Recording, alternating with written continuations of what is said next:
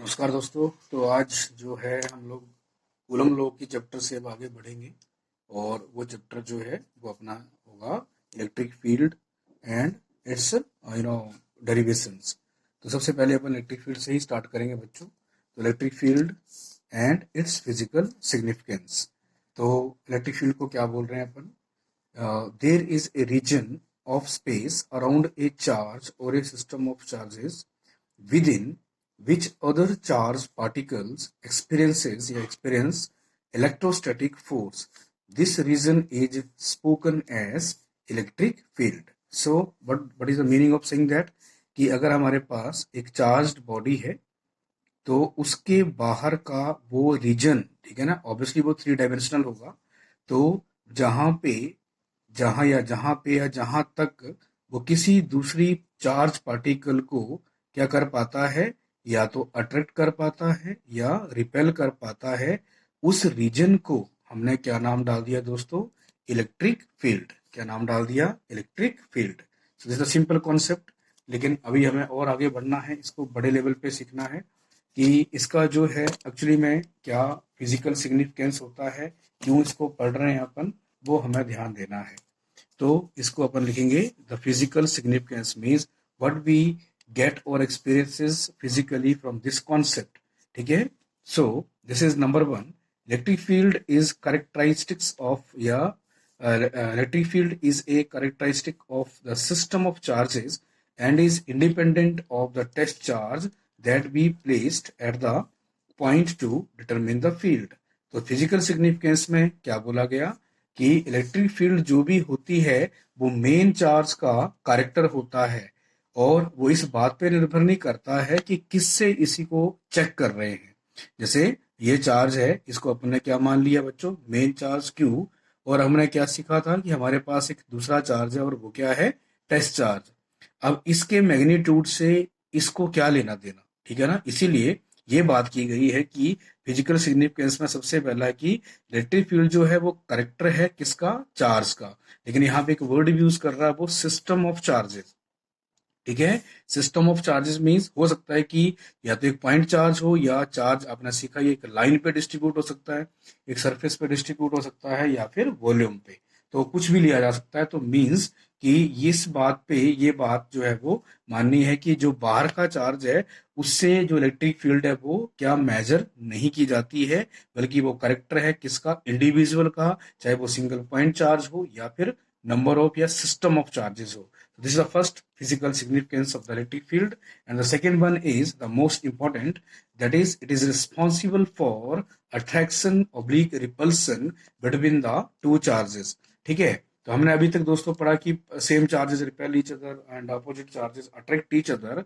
लेकिन उस अट्रैक्शन का कारण चार्ज तो माना हमने कि भाई पॉजिटिव है, नेगेटिव है। लेकिन ये बात सोचने वाली है कि जिस तरह से आपने बचपन में या कभी भी आपको मौका मिला होगा, दो मैग्नेट को अपन चूज करते हैं। ठीक है। तो हम लोग जो है इसको एक मैग्नेट की शक्ल में देखेंगे दोस्तों। It's very simple. ठीक है।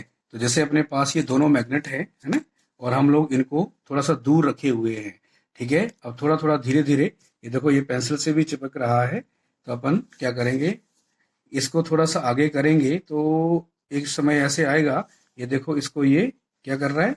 बिना छुए भगा पा रहा है। ये देखो मैं कुछ नहीं कर रहा हूँ, ये जादू की तरह दिख रहा होगा आपको। ठीक है। लेकिन अब ये सोचना ये है कि ये फोर्स लगा पा रहा है और बिना किसी फिजिकल कांटेक्ट के।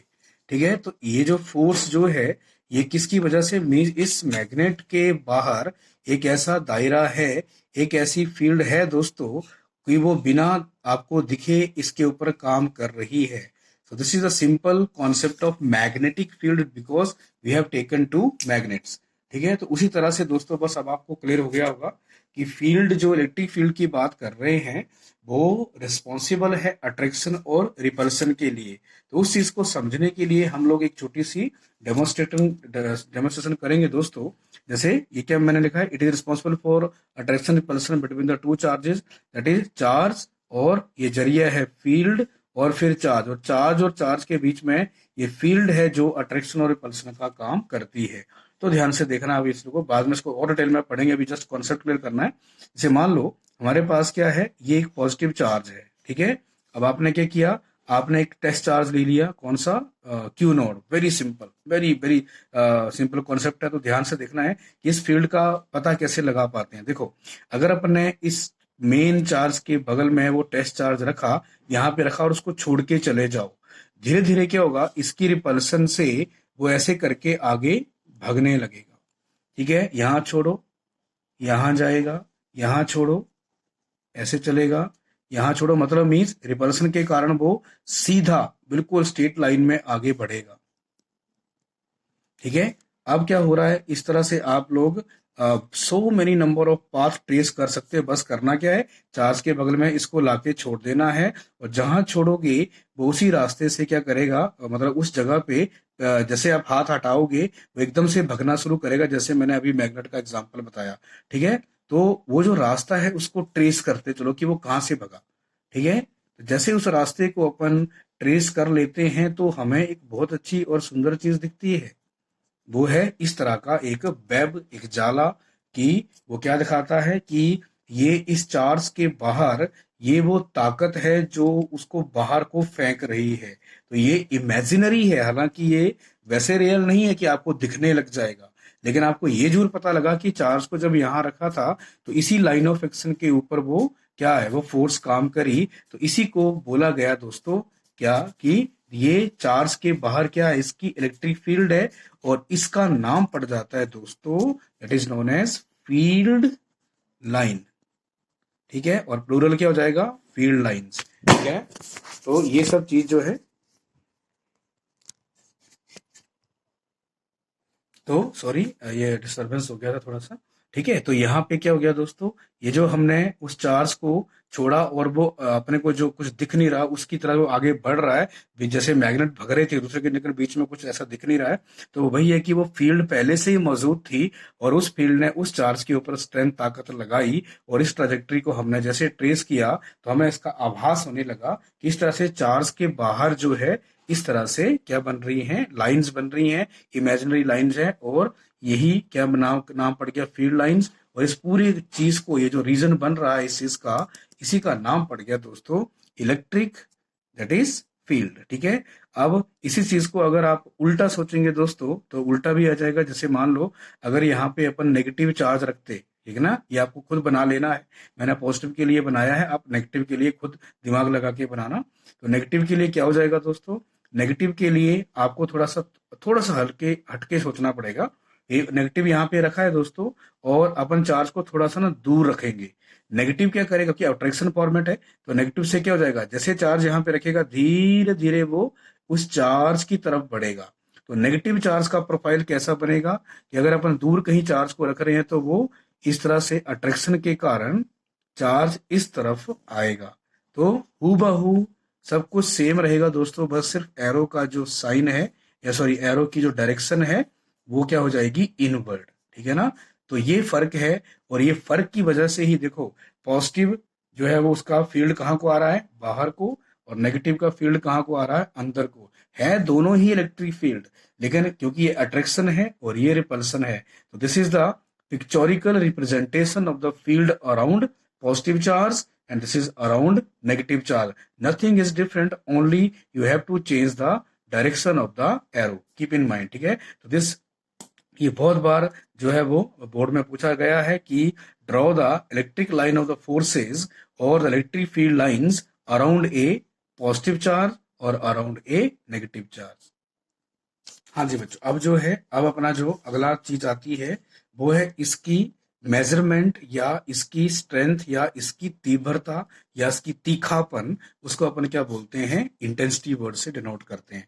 ठीक है, तो बच्चों इसका नाम पड़ा इलेक्ट्रिक फील्ड स्ट्रेंथ और electric field intensity. So this both are the same thing. ठीक है ना, क्योंकि बहुत जगह पे इंटेंसिटी वर्ड यूज होता है, बहुत जगह पे स्ट्रेंथ वर्ड यूज हो सकता है। ठीक है ना, तो हम एक चीज पहले से डिस्कस कर चुके हैं कि किसी पॉइंट चार्ज को स्टडी करने के लिए हम उसके जैसा चार्ज नहीं उठाते हैं, उसके जैसे मैग्नीट्यूड वाला चार्ज नहीं उठाते हैं। ऐसा क्यों बोलते हैं भला, ऐसा इसलिए बोलते हैं दोस्तों क्योंकि अगर वो दूसरा चार्ज भी उसके बराबर का होगा, जैसे वो पास आएगा वो उसको अपनी जगह से डिस्प्लेस कर देगा, हटा देगा। ठीक है, तो उससे बचने के लिए हम कैसा चार्ज यूज करते हैं, द निग्लिजिबल मैग्नीट्यूड वाला चार्ज, और उसका नाम होता है टेस्ट चार्ज। तो टेस्ट चार्ज जो है उसके पास आके भी उसको अपनी जगह से नहीं हटाता है और एक्चुअल स्ट्रेंथ डाउन कर पाता है, या सॉरी नोट कर पाता है। तो यही चीज यहाँ पे बोली गई है, ध्यान से सुनना है। The electric field strength eight A point in an electric field is the force force acting per unit positive test charge placed at that point without disturbing the source charge। ठीक है, अब आप समझ गए होंगे कि मान लो हमारे पास एक पॉजिटिव चार्ज होता, ठीक है। अब यहाँ पे आपको मालूम है कि इसके अराउंड क्या है, इसकी फील्ड है, यू नो दैट, इसकी फील्ड है। अब जो है हमने एक टेस्ट चार्ज उठा लिया क्यू नॉट, ठीक है। अब उसको एक बिंदु पे लाके यहाँ पे खड़ा कर दिया, मान लो उसकी फील्ड में। तो ऑब्वियसली क्या होगा, ऑब्वियसली ये चार्ज जो है इसको धक्का मार रहा होगा दोस्तों। और धक्का कैसे मारेगा, कौन से रूल से मारेगा, ऑब्वियसली कूलम्स लॉ से। और उस फोर्स का मैग्नीट्यूड आपको पता है। तो जैसे ही वो फोर्स बाहर को लगेगी तो उस चार्ज के ऊपर जो फोर्स लग रही है उसी को महसूस करना है, ठीक है। तो उसी का नाम पड़ गया दोस्तों कि ये कितनी ताकत लगा पा रहा है, कितनी स्ट्रेंथ लगा पा रहा है कितने चार्ज के ऊपर। इसलिए इसका नाम पड़ गया इलेक्ट्रिक फील्ड इंटेंसिटी और इलेक्ट्रिक फील्ड स्ट्रेंथ। तो ये स्ट्रेंथ किससे निर्धारित होगी दोस्तों, फोर्स से। अगर स्ट्रॉन्गर इलेक्ट्रिक फील्ड होगी तो स्ट्रॉन्गर फोर्स होगी, वीक इलेक्ट्रिक फील्ड होगी तो वीक फोर्स होगी। इसलिए इसको मेजर किया गया, electric field intensity is equal to force per unit charge, force per unit charge. तो ऑब्वियसली अब इसमें क्या है, डायरेक्शनल है, क्योंकि ये धकेल रहा है या खींच रहा है, इसमें दिशा का अनुमान हो रहा है। दैट्स वाई हम लोग क्या करेंगे, इलेक्ट्रिक फील्ड स्ट्रेंथ को या इलेक्ट्रिक फील्ड इंटेंसिटी को कैसे लिखेंगे, E vector is equal to F vector upon q naught. Electric field का जो न्यूमेरिकल कैलकुलेशन है वो कैसे किया जाता है, फोर्स पर यूनिट चार्ज से। Force stand for Newton and charge stand for coulomb. तो इसका यूनिट क्या बैठेगा दोस्तों, Newton per coulomb, Newton per coulomb. इसके बाद ये इसकी एसआई यूनिट है दोस्तों, इसको नोट करिएगा। और इसमें एक और बहुत बड़ा इल्यूजन है और वो आगे आएगा। जिस तरह से हम एक चीज को दो तरह से माप सकते हैं, कई बार फिजिकल क्वांटिटी में ऐसा होता है, तो यहाँ भी कुछ ऐसा ही है। अभी सिर्फ आपको अपनी कॉपी पे ये नोट डाउन करनी है चीज, क्योंकि ये बोर्ड में पूछी जा चुकी है कि name the physical quantity, name the physical quantity whose unit is volt per metre. अब देखना है ध्यान से कि वो इलेक्ट्रिक फील्ड की ही बात हो रही है, ठीक है ना। तो इलेक्ट्रिक फील्ड को जो है जब अपन करंट इलेक्ट्रिसिटी चैप्टर पढ़ेंगे तो उसमें उसको मेजर करने के लिए एक और तरीका भी अपनाया जाता है दोस्तों। तो वहां पे इलेक्ट्रिक फील्ड का फार्मूला और हो जाता है, अलग हो जाता है। लेकिन यूनिट एंड डायमेंशन में आपने पढ़ा कि किसी भी फिजिकल क्वांटिटी का डायमेंशन दो जगह पे दो अलग नहीं होंगे, वो एक जैसे ही होंगे। तो इसके अनुसार इसका जो यूनिट आता है एक और वो आपने रिमेंबर रखना है, याद रखना है दोस्तों, और वो होता है वोल्ट मीटर इनवर्स। क्या है, वोल्ट मीटर इनवर्स। तो this is also told as the SI unit of electric field newton per coulomb due to this formula, and this is volt per metre. मतलब इलेक्ट्रिक फील्ड को कुछ ऐसा लिखा जा सका होगा क्या, कि volt means potential, metre inverse means length. Electric field also can be written as potential upon length. अब वो चीज जो है वो अपने को पढ़नी है अभी, तो पहले भी अपन उसको टाइम वेस्ट नहीं करेंगे। ये सिर्फ आपकी नॉलेज के लिए है कि इलेक्ट्रिक फील्ड की दो यूनिट मानी गई है, न्यूटन पर कूलम, और दूसरी क्या हो जाएगी दोस्तों, that is volt per metre. याद रखिएगा, ठीक है। तो इसलिए हमने इसको लिख लिया, अब आगे बढ़ेंगे, ठीक है। ये भी अब कई बार जब अपन कंपटीशन वगैरह में बैठते हैं दोस्तों, तो ये चीजें स्टेटमेंट में आती है और हमसे पता नहीं लगता कि क्या पूछना चाह रहा है, ठीक है। तो ये जो ऊपर लिखा है इसी को थोड़ा सा और लैंग्वेज में लिखा गया कि E vector is equal to F naught upon q naught. तो यहाँ पे दोस्तों ये क्या है, एक वर्ड यूज किया गया है, limit q naught tends zero. तो ये मैथ्स वाले जानते हैं क्योंकि मैथ्स में ये टॉपिक पढ़ाया जाता है, लिमिट एंड कंटिन्यूटी। तो बाकी लोग भी इसको जान जाएंगे, कोई ऐसा कुछ नहीं है। बस इसमें एक ये जो चीज लिखा आपने, limit q tends zero, how it is means called limit q naught tends zero, means वो ऑब्वियसली आपको पहले से ही पता है कि इलेक्ट्रिक फील्ड को हम सही से कैसे लिखेंगे, force per unit charge. But हमने क्या बोला है कि ये जो चार्ज है वो पॉजिटिव तो है लास्ट, लेकिन साथ में इसका नाम है टेस्ट चार्ज। ये इसके लिए एसेंशियल कंडीशन है कि इसका होने से क्या फायदा हो जाएगा, मेन चार्ज डिस्टर्ब नहीं होगा। इसलिए लिमिट मतलब कि हमने क्यू नोड को 10 to 0 किया हुआ, मीन्स निग्लिजिबल है, ठीक है ना। इसमें कंफ्यूज होने वाली कोई बात नहीं है, आपको तो मेरा यही याद रखना है। लेकिन ये भी एक स्टेटमेंट है जिसमें अपन इसको ये पूरी तरह से व्याख्यान करता है कि E vector is equal to basically F vector upon q naught, but limit q naught 10 to 0 is telling us that is this charge is vanishingly or the infinitesimally small। ठीक है, याद रखेगा दोस्तों। ठीक है, तो ये भी हो गया। अब देखें आगे। ठीक है, अब आगे क्या आ गया दोस्तों, डायमेंशन फार्मूला। तो डायमेंशन फार्मूला तो आपको मालूम है, बहुत इजी है, आपको करना आता है। ठीक है, तो इलेक्ट्रिक फील्ड क्या होगी, फोर्स अपॉन चार्ज। फोर्स को क्या लिखते हैं बताओ, मास इनटू एक्सेलरेशन। चार्ज क्या होता है, I is equal to Q upon T. तो क्यू कितना हो जाता है, आई इंटू टी। तो मास इंटू एक्सेलरेशन और करंट इंटू टाइम।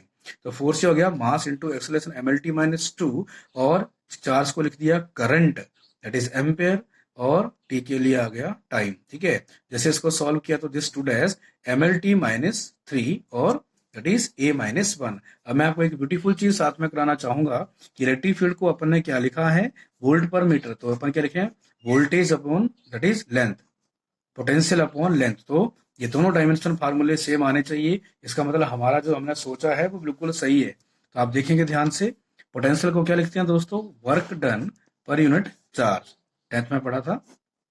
नीचे क्या आ गया, लेंथ आ गई।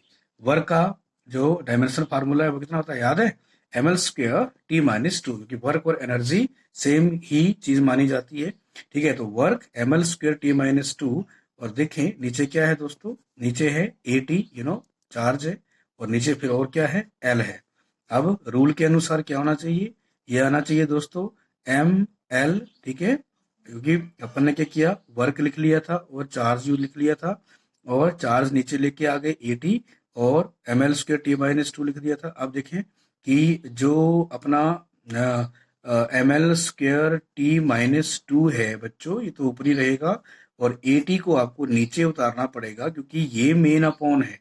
तो ए टी जब आ गया तो ये एल हो जाएगा, यहाँ से एल से एक एल कट गया तो एम, और यहाँ पे एक ही एल बचा। टी क्योंकि यहाँ है, जब ऊपर जाएगा तो माइनस वन और जोड़ देगा। तो ध्यान से देखें, यहाँ पे एम का एम मिल रहा है, यस। ठीक है, एल से एल कट गया तो कितना एल बचा है, एक एल बचा है, मिल रहा है, यस। और टी ऊपर जाके minus two plus minus one कितना हो गया, माइनस थ्री। ठीक है, तो ये देखो दिखा माइनस थ्री, और एक एम्पेयर भी बचा, वो ऊपर जाएगा, ए माइनस वन जाएगा। ये है इसका मतलब, जो दूसरी यूनिट है वो भी डायमेंशनली करेक्ट है ना। आप खुद करके देखिएगा, अच्छा लगेगा आपको। अब जो है, अब आ गया हमारा अगला पॉइंट कि जिस तरह से पहले अपने क्या कॉन्सेप्ट सीखा, इलेक्ट्रिक फील्ड सीखा, मतलब सीधा कॉन्सेप्ट की एक रीजन चार्ज के बाहर, जिसकी जिसके बाहर जो है या जिसके अंदर रह के अपन उसके इन्फ्लुएंस को प्राप्त करते हैं। दूसरा हमने सीखा कि इसकी स्ट्रेंथ कैसे पता करते हैं। इसकी स्ट्रेंथ पता करते हैं कि टेस्ट चार्ज को उसी रीजन में रखा जाता है, और वो जितनी फोर्स एक्सपीरियंस करता है उसी से इलेक्ट्रिक फील्ड के होने का पता चलता है। तो उसको मैथमेटिकली कैलकुलेट किया, E vector is equal to F vector upon q, that is force per unit charge. ठीक है, अब बारी आ जाती है बच्चों की, इसको अब फार्मूला तो बेसिक आया, अब इसको प्रैक्टिकल सिचुएशन में अपन रख के देखेंगे। तो प्रैक्टिकल सिचुएशन क्या है, वही उसका आर्टिकल का नाम है कि electric field due to a point charge. हम इलेक्ट्रिक फील्ड निकालना चाहते हैं एक पॉइंट चार्ज की, तो जो फार्मूला है उसी से ये काम होगा। तो लेट अस सी, यहाँ पे हम एक कोऑर्डिनेट सिस्टम ले लेते हैं, और फिलहाल एक क्यू चार्ज जो है, प्लस क्यू चार्ज, उसको ओरिजिन पे बैठा देते हैं। तो ओरिजिन के कोऑर्डिनेट 3D में क्या होते हैं, 0 0 0। ठीक है, अब यहाँ पे महसूस करनी है इलेक्ट्रिक फील्ड। ठीक है, तो सबसे पहले तो अपन डिस्टेंस पे फोकस करेंगे। तो let this distance is R. ठीक है, तो अगर जीरो से या ओरिजिन से इस डिस्टेंस को शो करना है तो हम या तो आर वेक्टर सीधा यूज कर सकते हैं, और या फिर क्या यूज कर सकते हैं, आर कैप। आर कैप क्या शो करेगा, O as a point of observation, ये sorry origin, where the plus q as a point charge is situated, and this is p with a point where the test charge q node is placed, and let the distance between two is small r. Now r vector is showing the movement or the the direction from that is origin o to p. ठीक है, तो ये आपको सब चीजें आती हैं। तो अब अपन क्या करेंगे, सबसे पहले बेसिकली जो हमने सिचुएशन बनाई है उसको सीख लिया कि ओरिजिन पे चार्ज रखा है प्लस क्यू और आर दूरी पे रखा है टेस्ट चार्ज क्यू नोट। अब अपन यहाँ पे फील्ड निकालना चाहते हैं, तो सबसे पहले हमें क्या ध्यान देना है कि फील्ड तो बाद में निकलेगी, पहले कूलम लॉ की मदद ले लो यार। ठीक है, तो वो क्या बोलेगा कि दोनों के बीच में फोर्स कितनी है दोस्तों, यहाँ पे जो ये फोर्स महसूस करेगा वो कितनी होगी, 1/4 पाई एप्सिलॉन नॉट, और फिर जो पेयर ऑफ चार्ज है क्यू और दूसरा क्या है क्यू नॉट, दूरी क्या है आर स्क्वायर। ठीक है, तो ये क्या हो गया दोस्तों, ये हमने सिंपल कूलम लॉ लिखा, लेकिन हमें जरूरत है इसको वेक्टर फॉर्म में लिखने की अगर, तो हम क्या लगाएंगे यहाँ पे वेक्टर।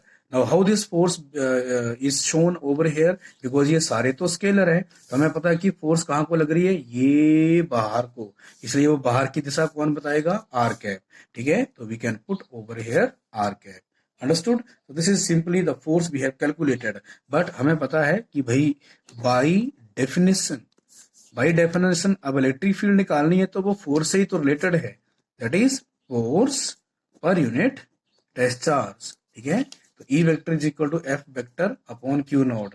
तो अब आप इतने बड़े हैं, आप समझ जाएंगे कि अगर इस एक्सप्रेशन को ऊपर लिखा जाए और क्यू नोड नीचे आ जाए तो आपको मालूम है कि क्यू नोड से क्यू नोड कट जाएगा और सिंपल लिखा जा सकेगा, that is E vector is equal to all things will remain at, that is 1/4 pi epsilon और main charge Q upon R square और आर कैप का या आर यूनिट वेक्टर।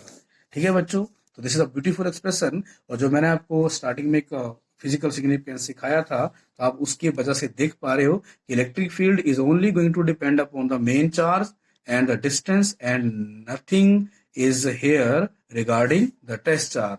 तो टेस्ट चार्ज की मौजूदगी से ये इलेक्ट्रिक फील्ड क्यों बढ़ेगी घटेगी, it is the character of the main charge q. This is the beauty of this. ठीक है, तो इसको याद रखिएगा। Now this is the expression of the electric field. ठीक है, अब आप इसका ग्राफ बनाएंगे, ये बहुत इंपॉर्टेंट है। ठीक है, अगर अपन ने आर स्क्वायर को यहां रख दिया मान लो और इलेक्ट्रिक फील्ड यहां रख दी, ठीक है, तो अब आप ये भी देखें कि ई के साथ जो आर स्क्वायर का रिलेशन है दोस्तों वो कैसा है, E is inversely proportional to square of the distance. इसका मतलब ये ग्राफ कैसा आएगा, पैराबोलिक। क्या आएगा, parabolic. Don't make it as straight line because it is not so. ठीक है, ये ग्राफ और इसके साथ एक और ग्राफ आपको बहुत अच्छे से सीखना है, और वो ध्यान दें कि जब अपन आर स्क्वायर ले रहे हैं और यहाँ पे हम डाल दें 1/r² और यहाँ क्या डाल दें, ई, तो this graph is linear. Clear हो गया। तो आप बोलेंगे सर ये क्या चीज हो गई, ये आपको पता है कि 1/r² का मतलब क्या हो गया, 1/r² का मतलब हो गया कि r की पावर -2, r की पावर -2। तो r की पावर -2 और r स्क्वायर में क्या फर्क होगा, r square is simply a value. ठीक है, जैसे मान लो हम लोग r को ले लेते हैं 2 मीटर ले लो, चलो ठीक है, तो r स्क्वायर करिएगा तो ये कितना हो जाएगा दोस्तों, 4 मीटर। लेकिन जब तुम 1/r² की बात करोगे तो क्या लिखोगे, तो ये लिखोगे 1/, दैट इज 4 का स्क्वायर कितना हो जाएगा, 4। ठीक है, तो ये जो वैल्यू है वो क्या हो जाएगी, डेसिमल लगाना पड़ेगा, 10 हो जाएगा, 4 2 8, 2 बचेंगे, 4 5। तो आर स्क्वायर का मतलब हुआ 4 मीटर और 1/r² का मतलब हुआ 0.25। तो डिस्टेंस घट रहा है। अब इसमें क्या होगा, आर जैसे जैसे बढ़ता चलेगा, अब जैसे मान लो कि पहले यहाँ पे आर स्क्वायर है तो अपने क्या भरा था, जैसे 2, तो 2 का हो गया था 4, अगर 3 भरेंगे तो कितना हो जाएगा, 1/9, ये और कम होगा। तो अपन क्या कर रहे हैं, 1/r² को मैं क्या लिख रहे हैं, डिस्टेंस एक्चुअली में कम होता जा रहा है। तो डिस्टेंस जो है इनवर्सली प्रोपोर्शनल है, तो इसलिए आर का बढ़ना ई को घटाएगा और आर का घटना ई को बढ़ाएगा। सो कीप इन माइंड, जब भी इस तरह का ग्राफ हो तो ये स्ट्रेट लाइन आएगा दोस्तों, और ये कैसा आएगा, पैराबोलिक। ये दोनों ग्राफ कंपटीशन में और बोर्ड में पूछे गए हैं। तो बी केयरफुल की जो भी मैं चीज आपको कराता हूँ, it is motivational toward the exam also and the competition also. ठीक है ना, बी केयरफुल। हाँ, अब दोस्तों अब आता है अगला, that is electric field in term of position vectors of source and test charge. अब पोजीशन वेक्टर से कैसे लेंगे, अभी पहले क्या किया था दोस्तों अपन ने, पहले अपन ने इसको ओरिजिन पे बैठा दिया था, अब ये ओरिजिन से हटके है। मान लो अब अपन पॉइंट चार्ज को क्यू ले रहे हैं और टेस्ट चार्ज को क्यू नोड ले रहे हैं, ठीक है, ये क्यू नोड है, समझ आ गया। अब देखो इसका पोजीशन वेक्टर भी मान लेंगे, ये इसका भी पोजीशन वेक्टर मान लेंगे, सब आता है आपको, ठीक है। ये हो जाएगा मान लो R1 वेक्टर और इसको क्या मान लेंगे R2 वेक्टर। अब तुम्हें पता है कि ये जो फोर्स होगी वो कैसे काम करेगी, लाइन ऑफ एक्शन पे दोनों चार्ज पॉजिटिव है, तो इसको अपन ये एरो ले लेंगे, ये एरो इस तरफ आएगा, ये इसको आएगा, तो this is the position vector from O, this is the position vector of that is Q naught from the O. तो अपने नाम डाल दिया R1 ये। तो अपन आपको पता है कि अब ये दो वेक्टर सेम डायरेक्शन में आ गए और ये क्या हो गया, विपरीत हो गया। तो अपन कैसे लिख पाएंगे, that is R1 plus this vector is equal to this one. तो किसको भेजेंगे, ये उस तरफ जाएगा, इसलिए अब इस वेक्टर को अपन लिख पाएंगे R2 minus R1। Simple triangle of vector addition, आप उससे इस वेक्टर को निकाल पाए, ठीक है ना। सेम ये दोनों ऐड होंगे, इज इक्वल टू ये लिखे जाएंगे, ठीक है ना, और जब इसको निकालेंगे तो ये उस तरफ जाएगा, तो R2 माइनस R1 हो गया। This we have discussed in the principle of superposition also, ठीक है ना। तो यहाँ भी कुछ भी टफ नहीं है, आप इजी से देखें, यहाँ पे ये हो चुका है। अब फिर से यही जैसे ऊपर स्टार्ट ली थी वैसे लेंगे, पहले अपन कूलम लॉ से ही फोकस करेंगे। तो Coulomb law is F is equal to, या vector is equal to 4 pi epsilon naught, पहला चार्ज क्यू, दूसरा चार्ज क्यू नॉट। अब मैंने आपको सब चीजें पीछे सिखाई हुई हैं, तो टेंशन नहीं लेना है, क्योंकि हमें इस डिस्टेंस से मतलब अब वेक्टर फॉर्म में हमने इसको क्या लिखाया था, याद करिएगा, R2 माइनस R1 ऐसे लिखना है। फिर क्या लगाना है दोस्तों, मोड, मैंने आपको क्या सिखाया था, यहाँ पे क्यूब लिखना है। अगर यहाँ पे क्यूब लिखते हो तो यहाँ पे क्या लिख पाओगे, R2 माइनस R1 वेक्टर सिर्फ, ठीक है। तो ये क्या हो गई दोस्तों, ये आ गई हमारे पास फोर्स, ठीक है। तो ये हम कर चुके हैं, आपने अगर ध्यान दिया होगा पिछले लेक्चर पे तो ये आपको इजी लगेगा। अब बस अपना काम हो गया है, तो हम ई वेक्टर लिख पाएंगे दोस्तों, F vector upon q not, ठीक है। तो बस एक स्लाइड चेंज आएगा, वो क्या होगा कि ई वेक्टर में जो क्यू नॉट वेक्टर है वो हट जाएगा, और इसको अपन लिख पाएंगे ऑब्वियसली 1/4 पाई एप्सिलॉन, यह आ जाएगा क्यू दोस्तों, और नीचे as usual R2 minus R1 vector whole cube, और ये R2 माइनस R1 ये, ठीक है। So this is means everything we have done, but we have to frame this it in term of electric field, ठीक है ना। तो ऐसा सोच ले बच्चों, मैं आपको मोटी चीज और सिखा देता हूं कि अगर अपन ध्यान से देखें, ये देखिएगा, ये आ गया, अपने ये ऐसे लिख तो दिया, ठीक है। अब सपोज करो कि इसको अपन क्या मान ले, यूनिट, यूनिट मतलब 1, जैसे 1 कूलम बोलना। तो न्यूमेरिकली अगर आप देखें तो E vector is equal to F vector, clear हो गया। तो डरना नहीं है बिल्कुल भी, ये दोनों की ई वेक्टर का एफ वेक्टर के इक्वल लेना क्या मतलब होता है। तो इसे आप हमेशा जिंदगी में ध्यान रखिएगा कि इलेक्ट्रिक फील्ड की दिशा वही होगी जो दिशा किसकी होगी दोस्तों, जो दिशा इलेक्ट्रोस्टैटिक फोर्स की होगी।